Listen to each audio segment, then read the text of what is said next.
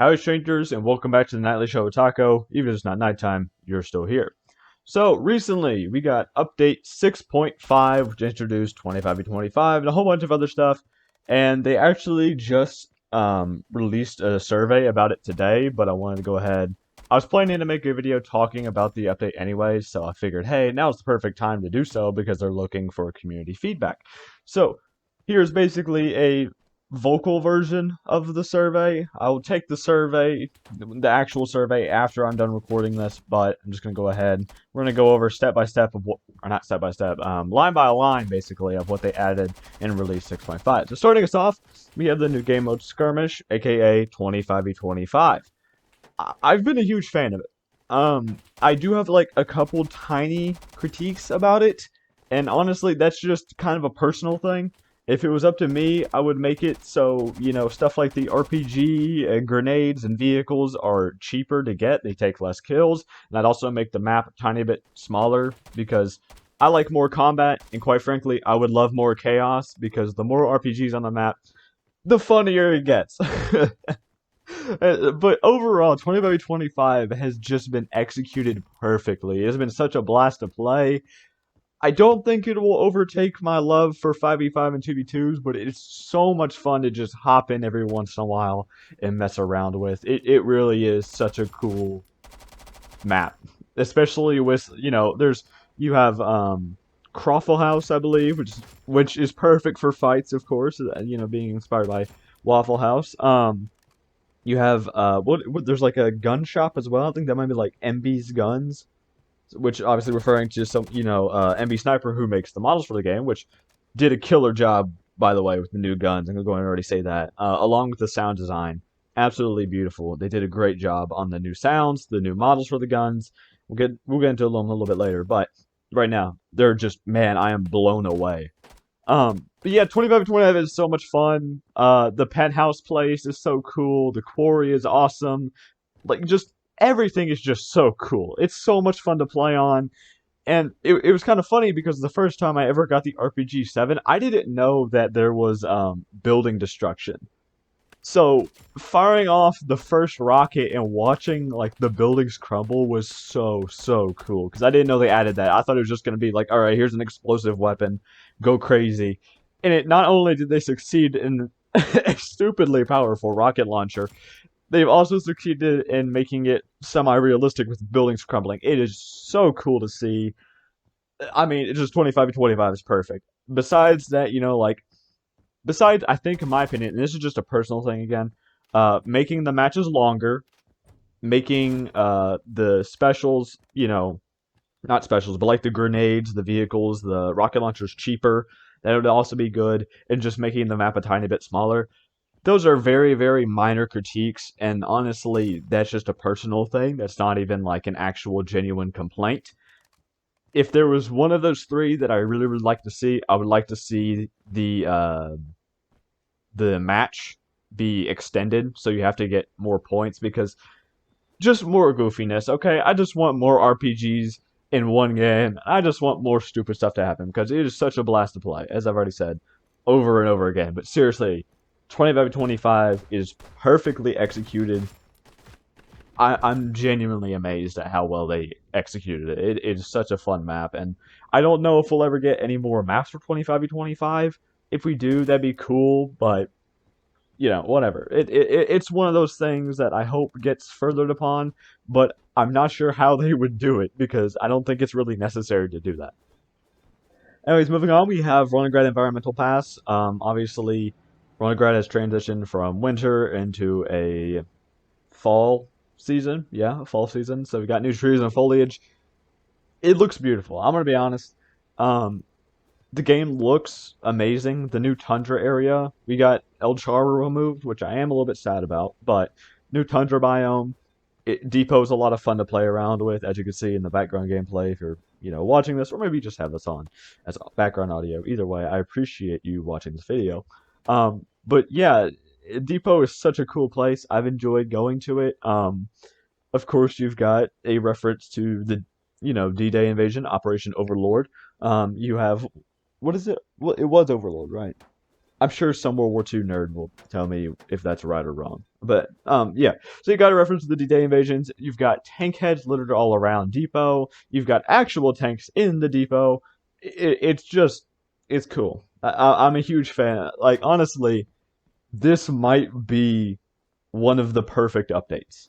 This might genuinely be the perfect update because it's very, very hard for me to find complaints about the update. And what I do have, it really is just a personal preference and not like a genuine complaint. Weather's really cool. I don't know what else to say. It's cool. I'm not sure if it's an open world. I haven't played enough open world to actually see if weather is in it. I'm pretty sure it is. But 25v25, I've seen weather in thunderstorm. It's really fun to fight with a thunderstorm happening. It's really really cool. I gotta say. So, weather. One of those changes that I know a lot of people have been asking for, but I've never really cared much for. And man, once again, another thing that they have executed perfectly. It's so cool. Then we have some new uniforms. Not my thing. You know, new uniforms, they're cool, but unfortunately for the devs, the floor uniform is in the game, and that's pretty much the only one I really care about. We also have sound changes and reworks. Reworked grenade explosion, absolutely fantastic. Improved vehicle explosion and flaming destruction sound, absolutely fantastic. You can my favorite reworked sound so far is the mounted turrets on the vehicles. Such a major improvement. Like they're just so much better.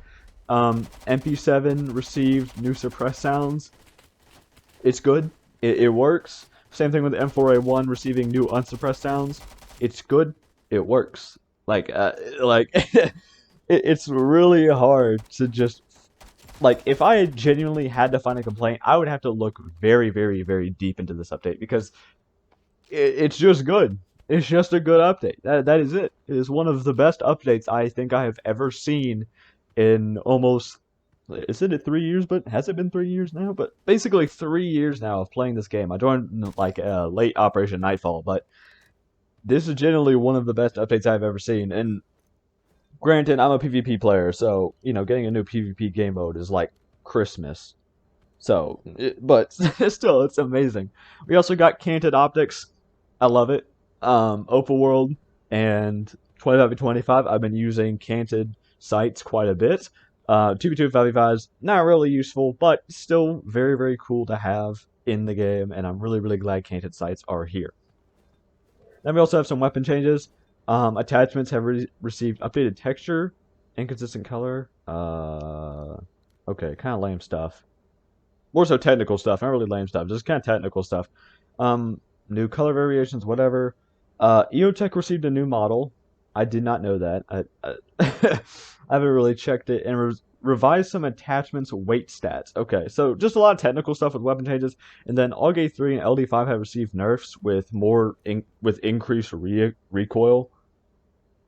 I mean, I feel like they kind of deserved it, to be honest. I feel like the LD5 was already in a good state, but I feel like the AUG 3 definitely could have done with some more recoil. So AUG 3 one was definitely deserved. LD5, yeah, maybe not, maybe it did, whatever. And of course, we also got damage ranges, which is super complicated. And I know a lot of people are going to be asking, you know, what is the best gun in the game right now? Just honestly, I think the best guns in the game right now are still like the AUG 3, LD5 because they're pretty, they're fast firing. The AUG 3 is fast firing, very manageable recoil, and they all do one-shot heads. So just kind of find a gun that has enough fire rate that you can control it and is also a one-shot head. That's pretty much your kind of guidelines for what's a good gun now. So SCAR-L doesn't really meet that. SG-553 is kind of good at doing that. Just kind of rattling off some random ones. AK-74 is kind of good. Is still good in my opinion. M4A1 is also pretty good. MK18 is good. HK416 is good. Does the HK416 one-tap head? I can't remember if it does, but if it does, then in my opinion they should make it so it doesn't one-shot head. I'm just saying it's insanely it's kind of stupid if it can. I don't remember, but in my opinion, the HK416 can one-shot head. Make it a two-shot head. Just don't, because that's kind of absurd if it can, but whatever. Not the point. Manufacturer changes just got a rename of DWF, which is supposed to be H&K, Heckler and Koch. Is it Kosh? Well, I don't know how to pronounce it. It's German, whatever. And we got some new weapons: the M110, AK5, SVDS. Um, M110, absolutely lovely model, as I've already mentioned. I love the M110 a whole bunch. AK5, I've also messed around with quite a bit. It feels mediocre. I will be honest. It's fun to use, but it's the good kind of mediocre, not the bad kind of mediocre. Because like the bad kind of mediocre is the SG553. I don't and the Scar L. SG553 and Scar L. Still don't like those guns. I mean, granted, sound design, all that stuff, it's good, but they're just not fun guns to use, in my opinion. And the AK5 is similar to that, where they're just mediocre, but the AK5 looks cool, it sounds cool. It's kind of just one of those cool guns that I've never really heard about before, but I've kind of fallen in love with, similar to the M110. Then we have the SVDS. This gun I know about, but it's cool, but it's definitely my least used because I just use the M110 over the SVDS.